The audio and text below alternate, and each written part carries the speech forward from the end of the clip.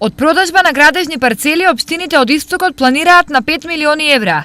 Надеж за пари им се околу 1500 парцели за кои до година ќе бараат купувачи.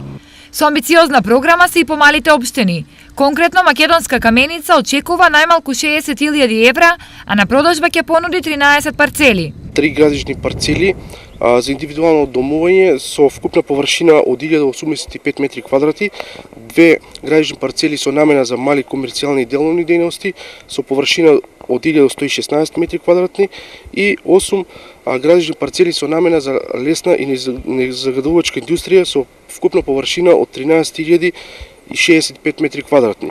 Освен парцели за домување, општините на продажба нудат и земјиште наменето за викенд куќино и хотели. Најмногу такви до година ќе понуди Пехчева во населбата Равна река. Тоа се некаде околу 4 парцели во различна големина од 1500 до 2000 метри квадратни по парцела. Значи, цената горе во населбава е по 148 денари почетна. Но каде општините ги трошат парите од продажбата? Секогаш се стремиме да ги вратиме назад во населбите од таму каде што ги продаваме градежните парцели и тоа ги враќаме во изградба на инфраструктура, нели? Зошто и секоја градежна парцела продадена е наша обврска сите потребни комунални инфраструктурни објекти, сообраќајните инфраструктурни објекти да бидат изградени. Сепак, поради изборниот процес, годинава приходите по овој основ во некои општини се намалија и до 70%.